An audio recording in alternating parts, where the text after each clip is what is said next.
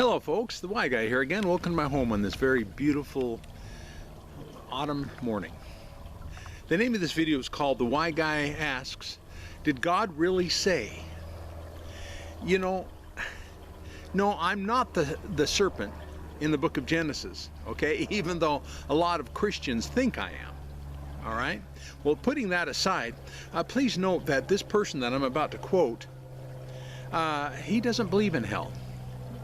So you don't need to go there, okay, with what he wrote. He wrote, I quote, God suffers from having to judge and sentence the unbeliever. Then he later wrote, after we had a little bit of dialogue on Facebook, then he later wrote, I have the sense that you and I are here for the same reasons, to warn people not to eat the apple. We see a lot of apples being presented to us, very alluring, but they hold the same old story we see in the beginning of creation with the deception of, did God really say? Now, we still love the heart of all these folks, but there's nothing new under the sun. The truth remains, there is only one way, Jesus Christ. He is the real deal. Every other belief system is a false deception. Okay, I hope you caught that. Every other pseudo-Christian teaching is a false deception. People hate that firmness, that unwavering truth, that singular and narrow proclamation, but it is what it is, and it is beautiful. Close quote. This guy no longer considers me his friend on Facebook. Anyway, you'll understand why. I now want to ask my viewers, my YouTube viewers, a very provocative question. Which is worse? To ask the question of, did God really say? Or to say something that God never said? Hope you caught that. Christianity so much, it's called doctrines of men. To say something that God never said can destroy lives. To ask the question, did God really say, is questioning God. So again, what's the outcome? Which one is worse? Judge the fruit, okay, of what takes place. Give you a couple of examples. Some of the tribes of Israel would go out and murder men, women, and children. And if they were successful in doing so, they would say that God declared that they should do so. See, do you see how? Hope you're following me. All right? So I basically answered my own question of which was worse. All right? Here's my reply to this gentleman. In your quote, in your first comment, you said God suffers from having to judge and sentence the unbelievers. Did God ever say that? In your second comment, you referred to the deception of how people ask, did God really say?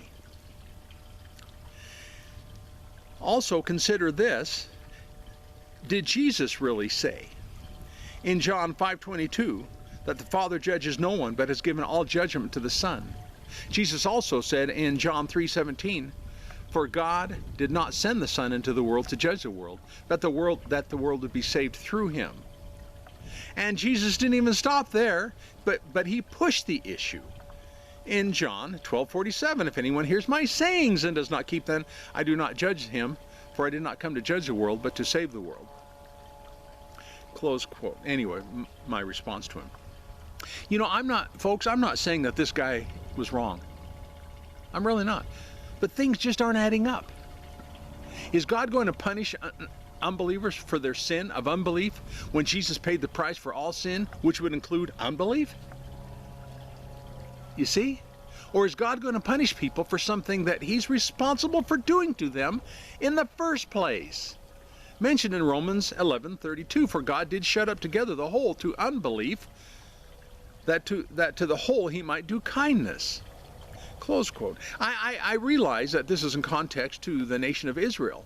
So are you saying that if it's only in context to the nation of Israel, Does that mean God is going to hold unbelief against everyone else except for the nation of Israel? You see, again, where I said it doesn't add up. You know, sin has its own price, and it demands its pound of flesh, as in a judgment mentioned in 1 Peter 4:6. For the gospel has for this purpose been preached even to those who are dead. Let that sink in. That though they are judged in the flesh as men, they may live in the spirit according to the will of God. You know, death doesn't stop God, does it? So much for eternal death, even though these guys are going to be living in the spirit. You know, I really don't know how God is going to reconcile unbelief after death. I really don't. Or in the coming ages. But to say that God suffers in doing so, that's quite a stretch for me. Especially considering the passages that I just shared. You know, I'm coming close to a close here. Also, I don't know of any passages that tells us how he suffers in this whole context that we're talking about. Okay? So here's a couple of statements followed by a sincere question in closing this video. Since God punishes, disciplines, those two words are often translated the same in the Greek, okay?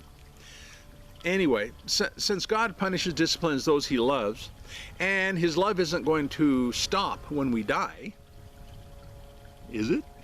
Okay, wouldn't it take some type of judgment from him to justify a discipline, making what this guy wrote somewhat accurate?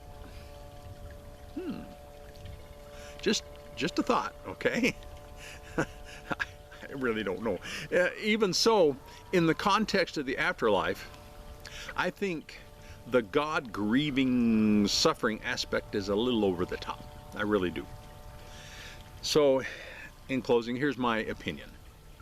And I stress opinion. Okay. Until all of creation is reconciled, my thought is we're going to continue.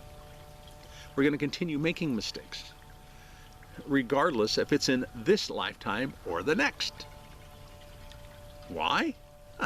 Because I don't believe learning will ever cease. And if we know everything, we wouldn't make a mistake, would we? You following me? Okay. Will our mistakes require discipline, though? Who knows? This stuff is way over my head, folks. But it's still fun and intriguing. And I'm hoping you got something just to get you to think a little further, think outside the box a little bit, the religious box especially, with all this stuff. And I hope you enjoyed it. Look me up on Facebook. I have an avatar name of John Anthony Jones, which is a public timeline, but I also have a private group that goes by the name of the Why Guy Group. You have to answer 3 questions to join that group. Let me see. Give me a thumbs up, thumbs down, according to your belief, I suppose, or your feeling, or whatever it is. And if you're going to leave a comment, and if it's I don't care if the comment is agreeing with me. I don't care about agreement. But if your comment is impolite, then I'm just going to delete it. Usually. Sometimes I don't. Sometimes I'll give you a second chance and respond anyway. Consider subscribing if you haven't already. And I'm going to leave 2 links, one to Patreon and one to Ko-fi, if you would like to help support what I'm trying to accomplish here. And what am I trying to accomplish here, you might be wondering? I'm trying to encourage myself by encouraging everyone else that no matter what we happen to believe, we can trust God. Okay? We can. Thank you for viewing.